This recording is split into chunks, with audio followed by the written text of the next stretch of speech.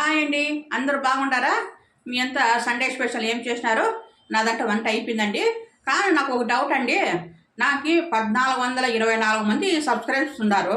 కనీసం ఒక 100 లైక్స్ వద్దా? 100 లైక్స్ వద్దా నాకు? మళ్ళీ నా వీడియో నచ్చడం లేదా ఏమి? అది కూడా కామెంట్ పెట్టాలి కదా. అమ్మ మీ వీడియో నచ్చడం లేదా అని ఇంకొక చిన్న కామెంట్ పెట్టాలి కదా.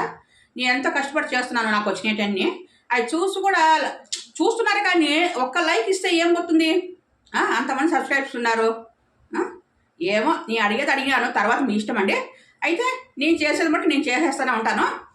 నాకు వచ్చింది నేను చేస్తాను. అది మటు కరెక్టు.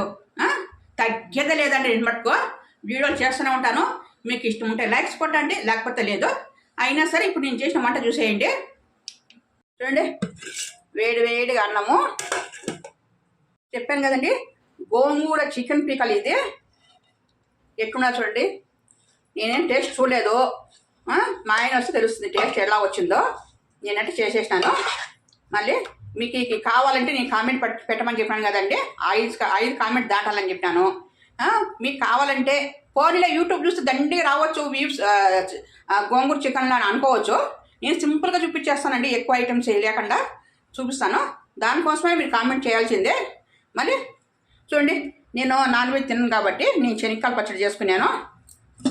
కమ్మటి పెరుగు, ఇది చికెన్ ఫ్రై.